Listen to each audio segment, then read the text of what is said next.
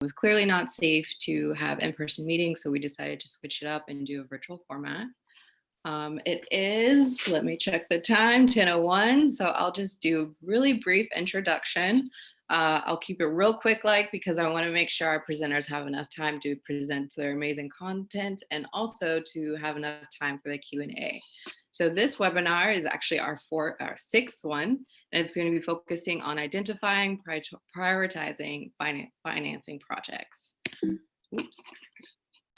First, we want to give a big shout out to our sponsors. SEEC is a collaborative with 3 nonprofits along with some IOUs. We also want to thank our financial sponsors, BayREN and Southern California REN as well. Without their financial support, we wouldn't have been able to do this virtual forum. And also a big shout out to our promotional partners. We try our best to make this content inclusive as possible, not just region specific. So it's really helpful to have our promotional partners get the word out to the entire state of California. This is a 6-month virtual forum. We decided to do a webinar a week. So you can see this is our upcoming schedule. If you're interested in registering for it, you can go to our SEEC website, the link's on the top.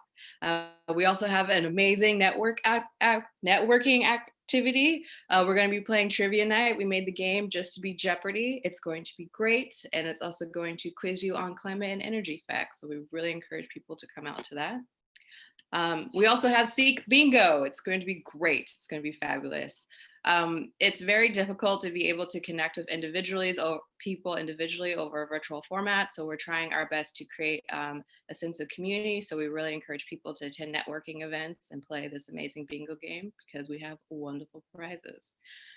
And so, given that we are in the 7th month of 2020, we assume people know how to use Zoom, but a quick review. For questions, we ask people to use the Q&A function. You could see that chat box on the options below. It makes it easier for us to track your questions to ensure they get answered.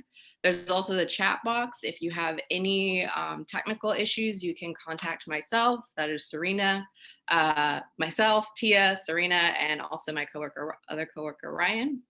And so that is pretty much it for what we have for Zoom logistics. Oops. And then I'm going to let John take it away in terms of introducing the panelists. Great. Before we get into introductions, can we please launch the first of the poll question sets? Great. Everyone, please take some time to put your answers in on the poll. We'll wait just a minute or two here.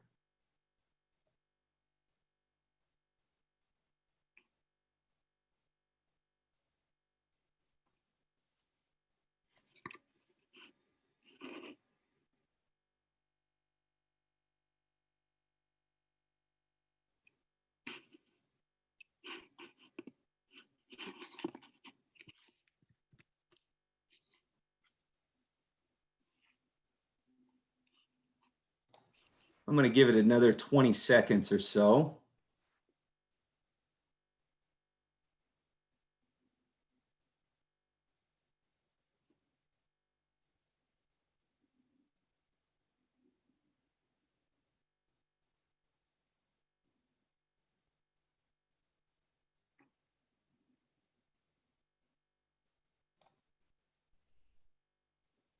Okay, great. So, thank you for everyone that participated. Looks like funding is the #1 obstacle for project implementation based on the results that we're receiving here. So that's great that you guys are attending this webinar. We'll definitely be talking about that. And then it looks like primarily we have city government folks. We have some nonprofits, a lot of county government, and that's great. Really appreciate everyone's participation. We're going to have several more polls as we move along. So we're going to get into our content here. My name is John Rossi. I'm with TRC. I've been a project engineer and project manager there for about 10 years or so. I specialize in working with local governments, focused on energy efficiency projects and DER projects alike. Our first speaker today is going to be Rochelle Thomas. She is the energy manager for the San Joaquin Valley Clean Energy Organization. Rochelle's primary work was on the Municipal Energy Tune-Up Program, which provided technical assistance to local governments, special districts, and school districts in the 8-county region of San Joaquin Valley. Technical assistance encompasses energy benchmarking, project pipelining, and advanced project assistance. Rochelle has nearly 10 years of experience working in the energy efficiency sector, overseeing both residential and public sector programs. As a native to California's San Joaquin Valley, Rochelle has a passion for working in rural, hard-to-reach, and disadvantaged communities. Rochelle is our master of small DAC agency project implementation and benchmarking. Rochelle, please take it away. Hi, everybody. I am super excited to be here with you. Not quite as excited as I would be if we were in person, but that's neither here nor there.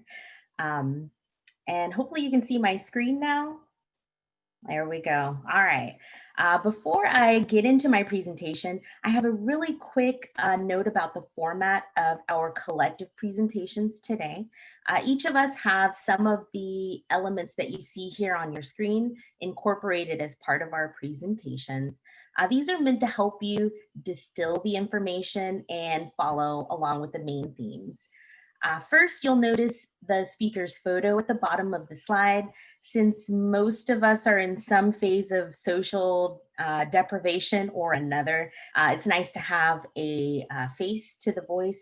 And also, just in case our video gets disconnected, you'll still have a visual.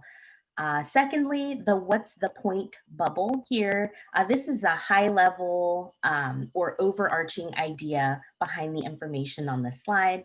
And finally, the remember this there at the bottom. Whether we like it or not, most webinars are designed to throw entirely too much information at you at one time. So if you don't absorb it all, these are the main takeaways. Now, hopefully you are wondering why there's a gigantic stitch on this slide. I will be doing a total of 2 poll questions during my presentation this morning. One will be coming up for you in just a few seconds. However, I have placed a number of stitches throughout my presentation, and at the very end, I'm going to ask you how many you were able to find. So this is one of the ways I'm dealing with Disneyland being closed, and also to make sure you're paying attention. So that first poll question should be visible right now. While you're considering your response to that poll question, I just want to do a really quick overview of what I'm going to talk about this morning. First off, I'm going to give you an overview and some background on the SJVCEO as an organization. Secondly, I'm going to talk through our process of identifying, prioritizing, and funding projects by taking you through step-by-step of one of the more comprehensive projects that we've completed. And then at the very end, we'll have some time for questions. So hopefully everyone's had a chance to answer that poll question now. Are we coming up on our responses? Awesome. Very cool. So I asked this particular question because I want to get an idea of how many people on the call this morning serve small agencies. The SJVCEO proudly serves small agencies, and this comes with its own very unique set of challenges. Okay. I'd like you to meet our team. The SJVCEO works with 12 counties, representing 64 cities and community service districts. We have saved more than 23 million kWh in municipal infrastructure.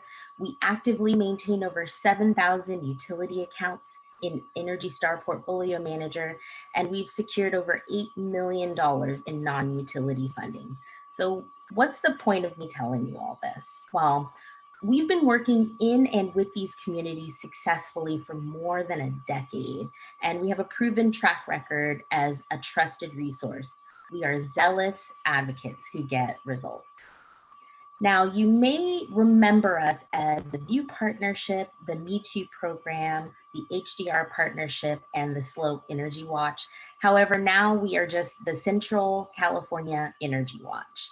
We're still dedicated and we continue to do the exact same work. We just, going forward, we have different logos.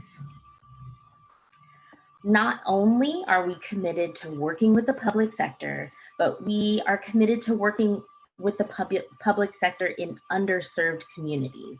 Well over 3/4 of the communities that we serve qualify as either a disadvantaged community, a rural hard to reach community, or a combination of the two.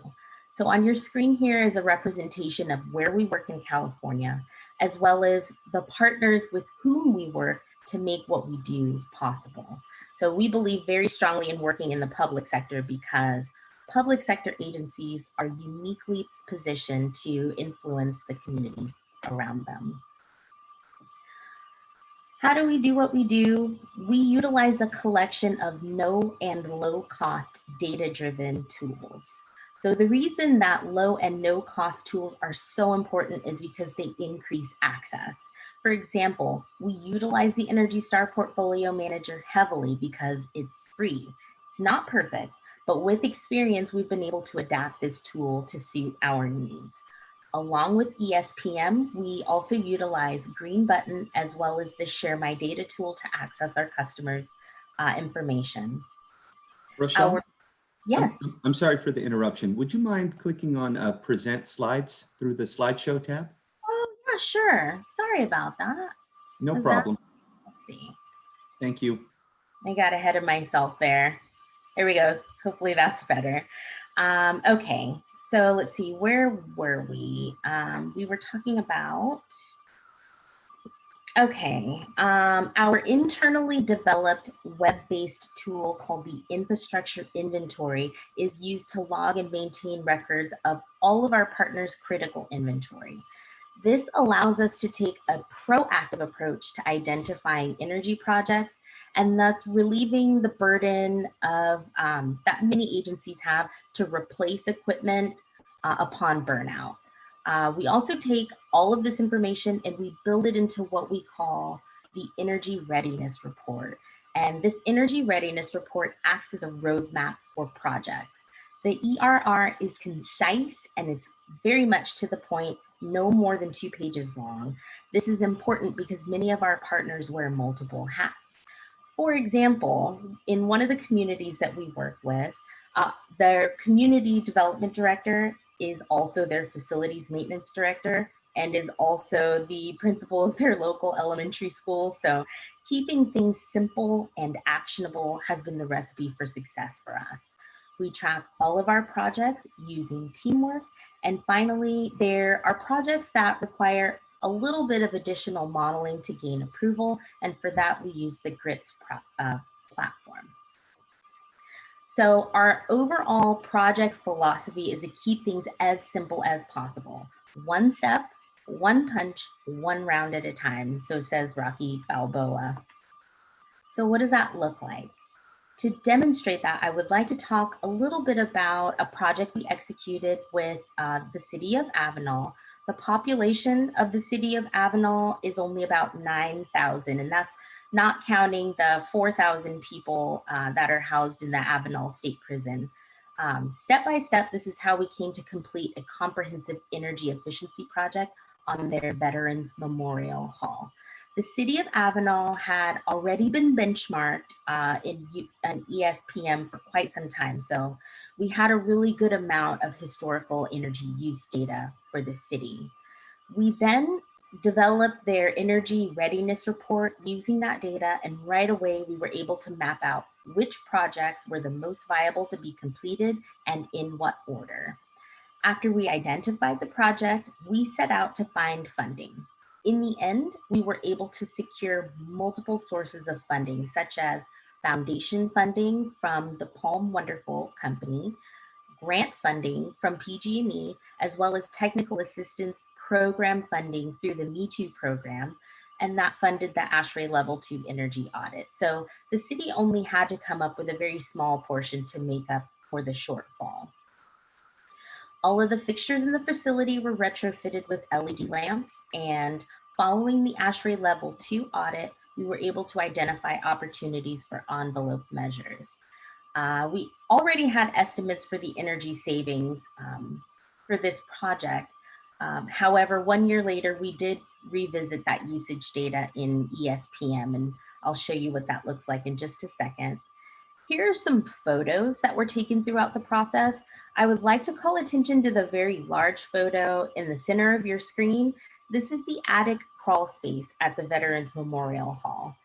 If anyone on the call is familiar with what these spaces are supposed to look like, you'll very quickly notice there is no insulation existing at all. So this turned out to be a really tremendous energy savings opportunity.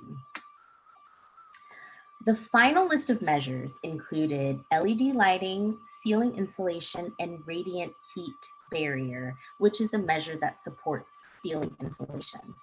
The lighting produced an annual energy savings of over $2,600, and the ceiling insulation measures saved more than 30% on the heating and cooling costs for this facility. The city of Avenal is located in the Central Valley, and if anyone is unfamiliar with this area, it gets extremely hot.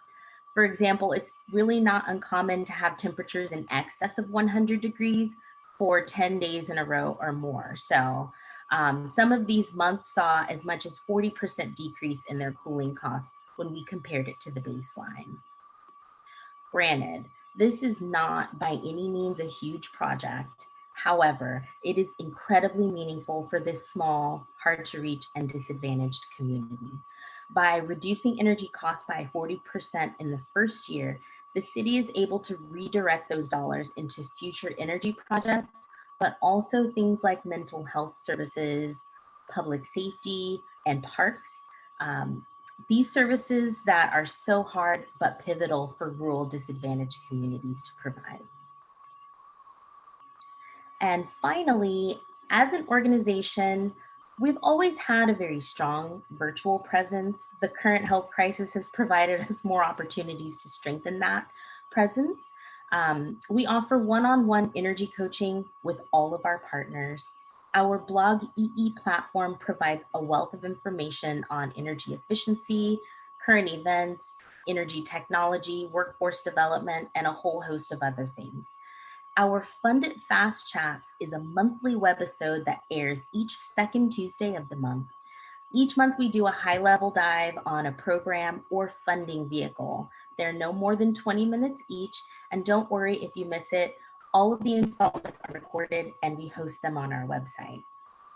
Pod EE is our podcast channel where we offer the audio format of all of our various series. And finally, our working from home bundles gives you an opportunity to do a deep dive on the many aspects of a certain topic. So if you're looking for any of these resources, just start at our website, the sjvceo.org. All right, thank you everyone so much for your attention today. Please connect with us on any of our many social platforms. We're on Twitter, we're on Instagram, YouTube, and Spotify. You can also just shoot us an email or visit us on our website. And now that we've made it through the whole presentation, I would like to go to my final poll question, which is how many stitches did you count? And I'll give you a few seconds to think about that or remember, hopefully.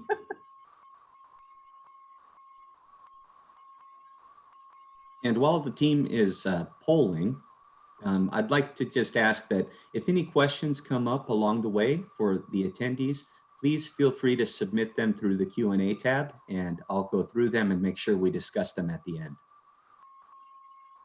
Now let's see who was paying attention.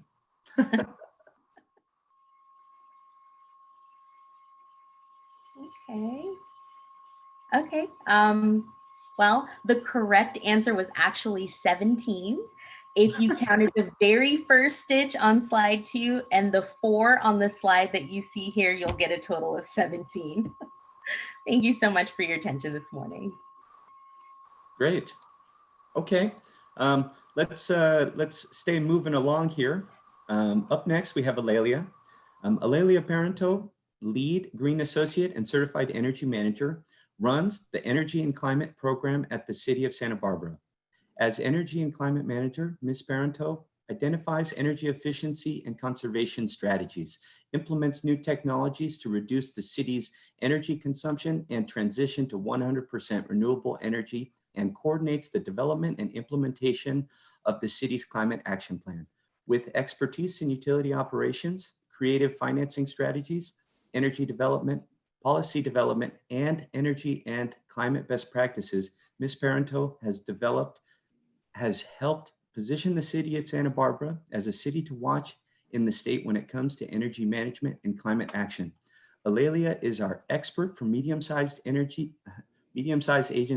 that are ready to plan for and implement many projects into the future. Alalia, please take it away. Thanks, John. Let me just share my screen here real quick. Hopefully everybody can see that. And I'm really happy to be here today representing the mid-sized cities and give you the what, where, how, and when of developing a zero net energy roadmap for our city. So first off, hopefully I can advance slides. Let's see. First off, I wanted to give a little context about what we do. And really it wraps it up to say that we are a mid or small sized city that has full-sized goals. Our council has really demonstrated this in the past few years by having some really ambitious mandates in our direction. So first and foremost, even during COVID, the city took a bold step and established the city's first sustainability and resilience department. So that just happened with this most recent budget cycle, which is really exciting. And my group, the Energy and Climate Division, has been moved into that department. We're very excited about all of the new opportunities that brings and dealing with some of the growing pains that also comes with. The other, so the things that my division manages are first and foremost, council's 100% renewable electricity goal by 2030. In 2017, council mandated the entire community of Santa Barbara would transition to 100% renewable electricity. And that led us into building a strategic energy plan, which had to be two-track because at the time in 2017, it did not look like community choice energy was going to be feasible for our city. And so we needed to make a plan that allowed us to achieve the goal without using community choice, which is one of the big ways or tools to get to 100% renewable. So we developed a plan, and the nice thing about the plan is it not only addresses the renewable access to energy, but it also builds in a lot of resilience and local reliability strategies into it, which was important for us. Additionally, our division manages energy utilities for the entire city. So for general fund departments, we pay and audit and regulate on utility bills. And then for the entire city, we implement energy efficiency and renewables projects, manage power purchase agreement contracts and whatnot, and use an energy management system to identify opportunities. Additionally, it turns out CCE is going to work for us. And so last year, council took a surprising step and decided to go it alone. And so we're founding a city-only CCE called Santa Barbara Clean Energy that will launch service in October of 2021. So our group is busy making the business model and developing the business strategy for that entity. And lastly, we coordinate the climate action plan update to our 2012 climate action plan. We work with a lot of other departments within the city to try to come up with something innovative. So really, yes, go ahead. Before you get too far in, I think we wanted to poll the audience. Oh, yes, sorry, thank you. With the question for you. Yeah. Thanks all participants for logging in your answers. Yeah, and this will give me a sense of how much trouble or success you're having with financing your projects moving forward.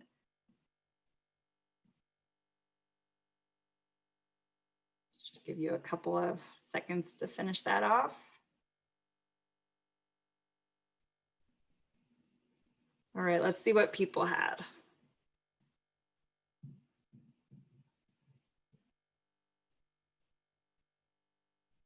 So pretty well distributed. Looks like grants are, continue to be a really good resource and very important to us.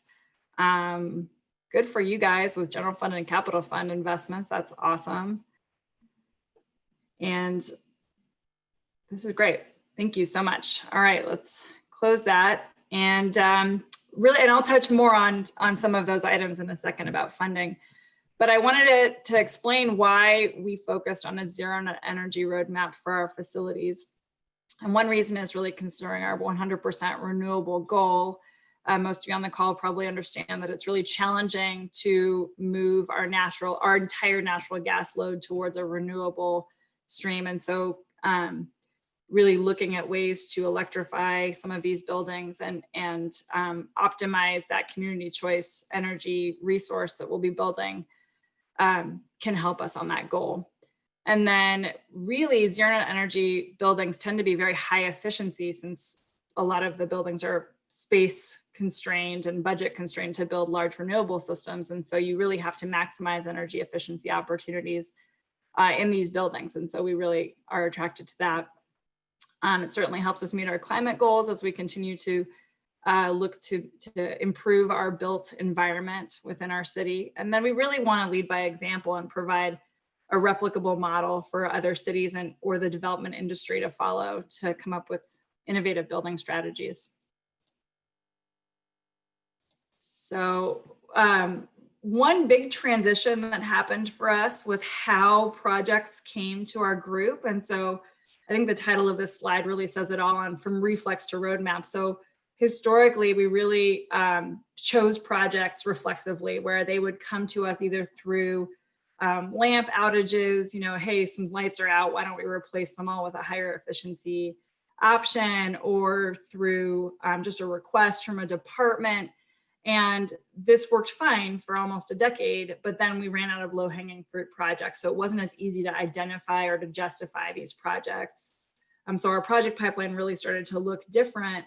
And also we had trouble getting funding for a lot of these higher cost projects, as utility incentives and funding options shifted away from the project opportunities we had available. So that led us to create our energy revolving fund. My finance director always wants me to point out it's not a loan. It is just a fund. And what we did with this fund is we are able to garner any savings that our budget receives from energy savings or rate restructuring or things like our grant funds. And we are able to shift those into a capital account as opposed to having them return to the general fund reserves. And that has been tremendously successful from the get-go. We get about $100,000 to $150,000 a year to spend on energy projects, which for our budget is substantial. I do have a bullet here that says use it or lose it. And that is not the way that the fund is set up, but we're cognizant of the fact that if we continue to roll over $200,000 a year every year, eventually, and not spend it, that eventually our city manager is going to say, this is obviously not a big need that you have, and we need it to come back into the general fund. So we want to show that we have a need for this ongoing funding source and that we have projects to do with it. The challenge that came up, it was sort of funny when we first established this fund, that I actually went around saying I have too much money, I don't know how to spend it, because I didn't have this list of prioritized projects ready to go and transition. And so we wanted to have a list of projects prioritized by payback so that we could sustainably grow this fund going down the line. And when grant funding became available through the California Energy Commission, we submitted a proposal with TRC and John Rossi, who's our moderator, to get a grant to put together a zero net energy roadmap or project pipeline, if you will. So there were sort of three critical pieces to developing this roadmap. And one is obviously you can't measure if you don't have a baseline. And so creating that baseline through benchmarking for our buildings, and then doing really thorough auditing to get the data that we needed to put the roadmap together. Then there was the prioritization of the project so that we could quickly transition once we knew our budget numbers into a project list. And then the ability to track the progress was really important for a variety of reasons that I'll explain in a moment. So step one is the audit process. We were also fortunate to receive funding from Southern California Edison through their strategic funding process to do the benchmarking piece. And that gave us some critical scoring data for our buildings. It was a little bit nuanced because I'm pretty sure they don't have a benchmark track for airport terminals, for example, and a couple of other, esoteric buildings that we have. And so we didn't get perfect data out of the benchmarking, but at least for our office spaces, it was helpful. And then we had TRC come through and do level 2 ASHRAE audits. So really high-end ASHRAE audits in all of our occupied buildings. And by occupied, I mean any that are that have people working in them or are occupied during the day. And that was about 50 buildings that we had audited. Then TRC took all of that data and synthesized it into a comprehensive list of energy efficiency opportunities. So any opportunity that they saw, whether it had a good payback or not, they put into this list. And then calculated the remaining load once all of those energy efficiency measures were, in theory, implemented, what would be left to be offset by a renewable system. So they looked at solar potential. That's really our only opportunity in Santa Barbara. And then battery energy storage potential. And once they had all that data gathered, they developed a robust audit report. Step 2 is taking that audit report and prioritizing the projects. And so they went through and assigned estimated project costs and simple paybacks for every measure and renewable project. And that was really important. And then we prioritized the list based on payback. Again, really thinking about how do we keep that funding source growing into the future. One thing I did want to note is that we did not add maintenance cost savings into our report cost savings because it's harder to quantify, but I always mention it when talking to city council or others because it's a tremendous savings and important to at least mention that this is sort of the cherry on top when you're doing this kind of thing. I'm seeing chats come up. Do I need to pause? No, okay, good. All right. No, you're doing well. And then step 3 is tracking progress. Obviously, we're all in this space and we know that it's critical to track our progress. And so one key piece that TRC put together for us was a project tracking tool, but they also laid out the projects in a way that helps us use this information in a multiple of ways. So one part of the report lays out all of the energy efficiency measures by building, for example. So for the central library has, 10 measures associated with it. And the nice thing about that is a few years ago, the city passed a sales tax measure for infrastructure projects. And one of the ways we're spending that is we're looking at whole facility renewal projects. So paint, carpet, HVAC, all of these things. And we're able to say, well, hey, while you're at it, we have these energy efficiency measures we want to implement. And so we'll just take care of a building in one fell swoop. The other way that they laid out the measures is by measure. And so I'm able to take one measure, say, replace outdoor lighting with high efficiency LED, package that up as one project scope and have a company or a set of companies bid on it and just take out a whole measure. And so it really helps us on the scoping side put together really impactful projects. My dream for this whole audit report, and I think there's probably a couple of ESCOs on this call, is to really hand it to an energy savings contractor and say, get it all done. How can you do it for me? And we'll see if that happens. And so really quickly, and I'm going through these quickly because I want to make sure we save time for Q&A, but this project tracking tool I wanted to show you really quickly because it makes our life so much easier. It is so important for us to track projects when we've done them, et cetera, and be able to manipulate the data so that we can see it in a number of formats. And so TRC put together this tracking tool for us. And I'm just showing you, I have 2 sort of snippets of it so you can see how things are laid out.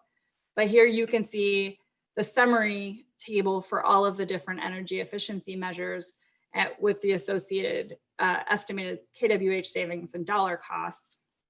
And then I have also, this is just our renewables cost analysis. And so the nice thing about this tool is that it assigns years to each project based on our anticipated revolving fund balance. And so if things happen and we mark complete, then they just get crossed off. But if they don't, if they get delayed, it actually recalibrates all of the year. So it's a tremendous tool for us to forecast through our CIP process. It also allows us to input real data in terms of cost data and savings data. And so it can reconfigure and easily spits out a savings report. And with that, I will pass it back to John. Great. Thanks, Alelia. I'm going to introduce our last speaker here.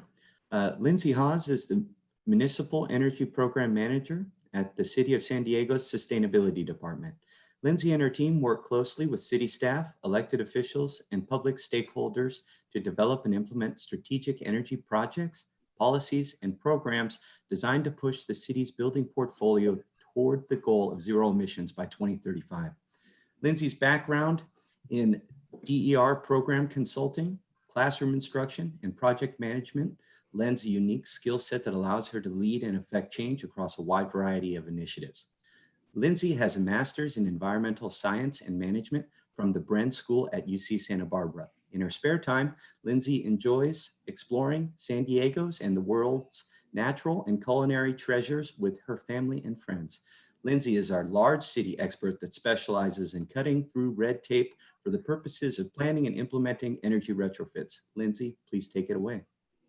Thanks, John. Hi, everybody. Can everyone hear me okay? Yes. Okay, great. Well, thanks for joining the session today. Happy to be here. As mentioned, my name is Lindsay. I'm from San Diego. I work in our sustainability department, and I'm going to talk about our approach to identifying, prioritizing, and funding a large portfolio of clean energy retrofits for our facilities. I'm going to start by taking a look at how our team structure helps shape the work we do, and I'll try to breeze through that since I know we're running a little behind time. And then I'll talk a little bit about our municipal energy targets, and then dive into some details on our proposed clean energy retrofits. And you'll notice that my slides are arranged much like my co-presenters, with my main takeaways in the top right yellow circle. So a little bit about the sustainability department in San Diego. We are, oh yeah, there's a poll. Thanks, John. Curious how familiar folks are with ESPCs, although I saw in Alelia's poll that I think 3 folks responded that they have experience with the ESCO model. So we can probably roll through this one pretty quick. So yeah, we're a relatively new department. We're approaching our 2nd birthday this fall. We're a team of almost 30 staff. The work we do is split into 4 programmatic areas. And we're part of the Smart and Sustainable Communities branch, which includes other divisions like real estate assets, development services, economic development, and planning.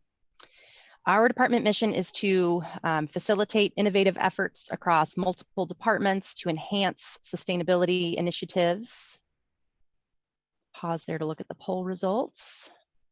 All right, so folks are considering, and some folks have no exposure at all, so that's good. I'll hopefully shed some light on that, on ESPCs. Thanks. With regards to our mission, I italicized 3 keywords there just to drive home the fact that we are doing things that are relatively new, if not brand new, to our city. So we're breaking down barriers every day. We're working with a lot of stakeholders who have varying passion or commitment to sustainability efforts. And then we're working to enhance economic and social and environmental sustainability, meaning we're trying to convince our stakeholders, especially within the city, to do things that are new and different. And so, as I'm sure many of you can relate, this is a challenging and fun and interesting position to be in. A little more about our municipal energy team. We have about 7 folks on the team that I lead, mostly civil engineers. Our job is to do what I'm talking about today, to identify, prioritize, and fund energy projects on city facilities. Luckily, we have a fairly substantial team budget this year, but don't let the number fool you. The vast majority of that money is already dedicated to existing energy projects like streetlight retrofits and a citywide building automation platform. So any new and big efforts like the one I'm about to talk about had to get creative with regards to funding. The climate action plan that the city adopted back in 2015 is driving the work that we do. That plan adopted goals to eliminate half of all citywide GHG emissions and achieve 100% renewables by 2035. So we've got 15 years to get there. The 100% renewable goal is being addressed primarily via community choice energy. San Diego Community Power is the name of our new CCA. It's up and running, and in fact, it's currently hiring. And the GHG reductions goal is where the municipal operations and retrofits really play a role. To that end, the Climate Action Plan set a target for municipal energy reductions that you see in the very bottom of that table, and called for the development of a municipal energy strategy and implementation plan. So over the last several months, my team and I developed this municipal energy strategy. It provides more specific guidance on how we can achieve the required reductions. It's currently a draft. It's going to council this fall. Hopefully they're excited or satisfied with it.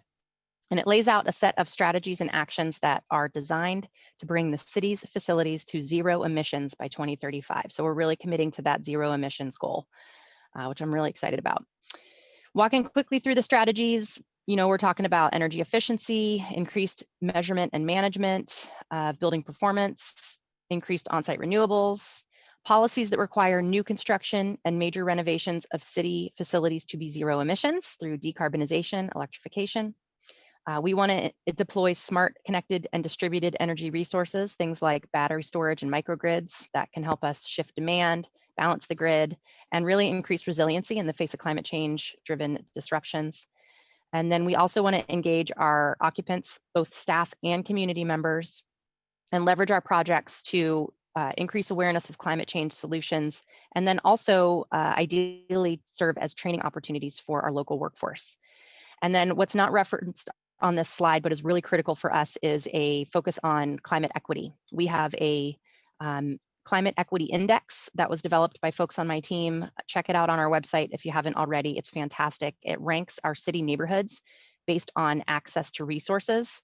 And our goal is to prioritize energy projects in those communities that score low, that have low access, so that we can start to close that climate equity gap. So where do we start? City of San Diego is big. We are the second most populous city in the state of California, the 8th most populous in the US.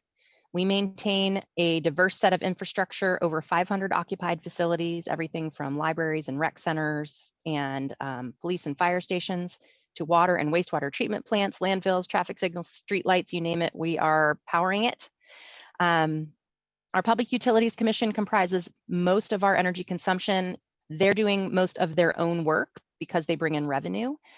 So my team is focusing on everything else, although we are working closely with PUD to make sure we can hit those goals together. So as we set out to develop an early initiative under our new municipal energy strategy, our department and branch leadership was really emphatic that we act quickly, take advantage of our current political will to achieve big GHG reductions, and to build on decades of success of thinking big around energy.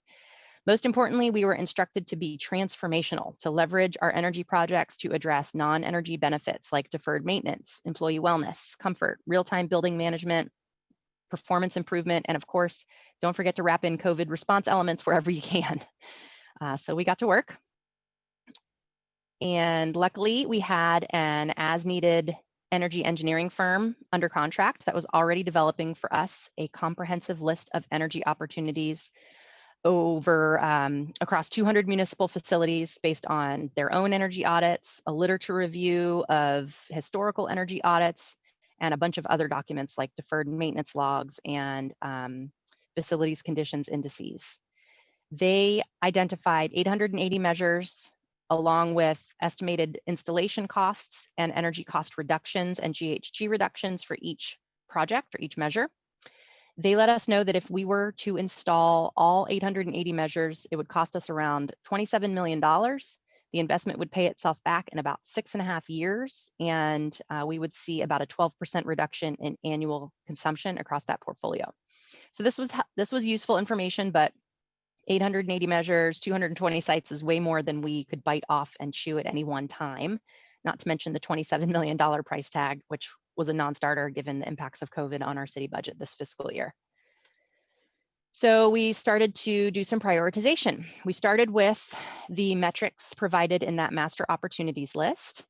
And we looked next at projects that would generate the biggest greenhouse gas reductions.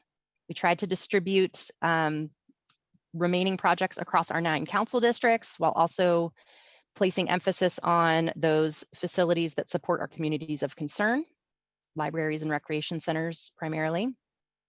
We also looked at sites that would serve as shelters or distribution centers during climate-driven disasters, so areas in high fire zones, primarily for us. And then we considered our zero emissions goal, and things got a little more complicated. We started to ask ourselves, is it feasible in this first tranche of projects to do a bunch of fuel switching, especially at our heavy natural gas sites like our community pools? Sure, we can get a big GHG reduction by retrofitting these sites now, but if we can't cost effectively fuel switch and completely reduce or eliminate GHG natural gas consumption, the likelihood of getting back into these buildings in the next 15 years to decarbonize is going to be super low.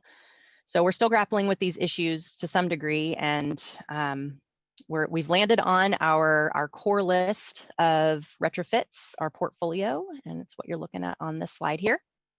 We landed on about 40 properties. We presented these to the departments that occupy and manage them, and the good news is they were pretty excited. They like the plan, they like the municipal energy strategy. We're still iterating on this list as we speak, so this is a process that's currently in play. The departments have their own feedback about which properties they want to see retrofitted. And on a positive note, the departments are really excited about our plan for funding because we are not asking them to provide any money. Instead, we're going after energy savings performance contracts in partnership with ESCOs, energy service companies. So most of you, or sounds like some of you, are familiar with this model, but I'll walk us through it a little bit. ESCOs typically come in and perform investment grade audits to identify cost-effective energy retrofits. They bring financing to the project. They generate a scope of work and a financing term that will allow for the avoided energy costs that result from the project to pay for the project over a certain amount of time. And what we like most about ESPCs is that the ESCO guarantees the energy savings. So throughout the financing term, the ESCO monitors and maintains the performance of the installed systems. And if the savings aren't hit, the ESCO is on the hook to make up the difference. So this reduces a ton of risk for our city and has received a lot of really great buy-in. Unfortunately, the ESCO model with the idea of partnering with this ESCO is in conflict with our design bid build low bid model that our city typically operates within. So we realized that if we want to deviate from that design bid build model to accommodate ESCOs, we need to amend our municipal code. Go big or go home, right? So luckily there's a California government code 4217 that permits a city to procure energy services contracts, provided that the project costs are offset by the resulting energy savings. So we are leveraging 4217 to adopt a resolution to amend our Muni code to enable the private-public partnerships with ESCOs that we need to execute energy projects at scale without upfront funding. And that's our big plan. This is our process and timeline. We're taking this Muni code amendment to council this fall. We're framing it as the enabling action for phase 1 of our clean energy retrofit program, the first big initiative under our municipal energy strategy. And assuming it gets approved, we will immediately release an RFQ for ESCOs and develop our shortlist. We'll then distribute our 40+ facilities to those.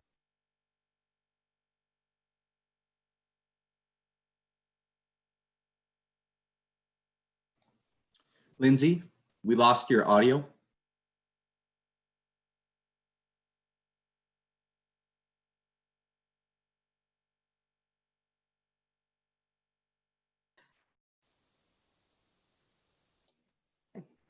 I think we've lost our John, if you want to move to Q&A. Okay. Yeah, so let's go ahead and jump into Q&A. We've had a number of questions that have come in regarding, well, there's been a few different questions. Let me pull them up here. We have a few different questions about the ESCO model. And then I also have kind of a, oh, you're back. I'm back. I'm so sorry. The headset that I was using died at the very end. Of course, technical difficulties could not escape them. Apologies, everyone. Do you want to wrap up your slides? I think you're in the middle of that last slide. I was just right there at the end. I think it's fine. Yeah, we're going to distribute our projects to our short list of ESCOs, have them come in and do their investment grade audits. We'll iterate on our scopes and financing terms to make sure they meet our needs. And maybe if we're lucky, within like 2 years from now, we'll have our retrofits underway. And that's it for me. The only last thing I was going to say, if there are folks on this call who have experience with the ESCO model and you're willing to share lessons learned or words of wisdom or warning with me, would love to hear it. I'm looking for as much input as I can as we develop this model. It actually sounds like a number of attendees are interested in that same information. So hopefully people are comfortable sharing. Yeah. Do we have any brave attendees that would like to chat on ESCO best practices?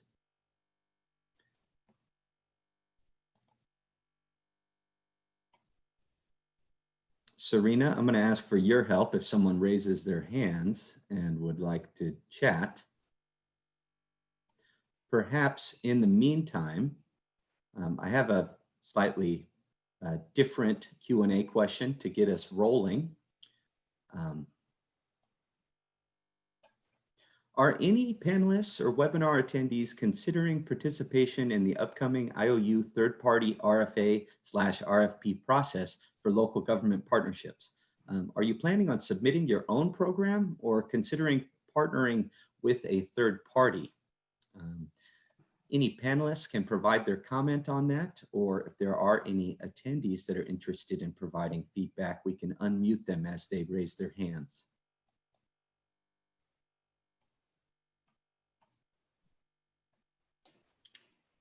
Courtney, thank you for your response. You are interested in partnering.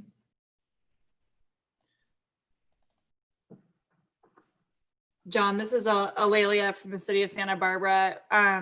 We, as you know, we've been working on a regional approach, hopefully to respond to an RFA. For those of you that don't know what the RFA is, it's looking at third-party programs that would be in lieu of some of the incentive and support programs that the utilities currently offer. And so historically, as I mentioned in my presentation, we really relied on that incentive and on-bill financing funding to get projects done. And so it's a really attractive sounding opportunity to try and develop these programs for ourselves and for our areas. I think what the challenge remains the lack of definition around these programs, as well as the really challenging cost effectiveness calculations required to get a program approved. So I'd say that yes, the city is interested in putting something together because it could be so much more relevant to the work we're doing, but that we are challenged given the cost effectiveness limitations. Thanks, Alelia. That's great. You took the words out of my mouth on a couple of different topics there with that question. We did receive another ESCO related question here from Jennifer. Are panelists able to get internal support for financing through ESPCs? Even though there's payback with enough energy savings and guaranteed savings, it's still a form of debt. We have had internal barriers. I can try to answer that one. Perfect. So once we realized that this model held promise for our city, we sat down with our debt management team and our Department of Finance and explained this model to them, and they liked it. They encouraged us to take advantage of it, primarily because it had the potential to result in significant greenhouse gas emission reductions, and the GHG reductions that our city is committed to in our climate action plan, for whatever reason, are really resonating with our city leadership. Like it's pretty amazing how committed they are to that, and I think that is what drove their agreement with us taking on this debt. just want to add on to first to build off of what Lindsay just said about the power of the climate action plan. You know, having these council adopted or board of supervisor adopted plans has created such a powerful tool for us operating at the lower levels and trying to implement these goals and initiatives, because it's almost a mandate, right? And you're able to go to the other departments and folks and say, look, council said, and it's been tremendously helpful. So I would highly encourage that if you're able. And then in terms of the debt question, I think for a lot of us, the finance departments are getting really used to us having energy related debt. Power purchase agreements, you know, our renewables contracts are essentially a form of debt. You're guaranteeing a prolonged contract.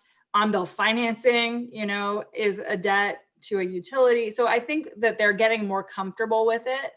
And so we have not had that issue yet, though I know a lot of folks have had hurdles with on-bill financing. So maybe it's a similar perspective with your finance group and your legal group. Great. I think we have time for one more question. There was another ESCO question that came in, but we've been kind of beating that one up. So Bonnie has a question here. Can someone speak to using a zero net energy model with bought solar panels as opposed to leasing and revenue generating? Yolo County had a $2 million income, which covered their electric needs plus $600,000 in revenue. Add backup batteries, then have a microgrid with clean energy resiliency and security. So that sounds like something maybe Alelia could answer. What a good question. You know, we have not really explored front of meter opportunities too often. That's basically what you're describing with selling off the power. Because we're such a built out city, we actually haven't had too many opportunities to build large systems that offset more than the load that we need. But that being said, as we transition to community choice energy, that's absolutely something we're looking at. The challenge there is that the staff we have currently is not, we're not experts on managing those deals, right? And so I think that the number one piece of advice I would have is to partner with a firm that is an expert at finding, you know, brokering those relationships and getting you the best revenue, because I don't think the utilities are always the best revenue source for over generation. And we have not really gone there yet because we, like I said, are where we have land is not where we have load, and where we have load is not where we have land. And it's just been a restraint for us. But with CCA, we're really excited to look at some of those projects. Great. Thanks, Alelia. I think since we're about at time here, Tia or Serena, would you like to present on the last two slides here, the upcoming events and the final thank yous?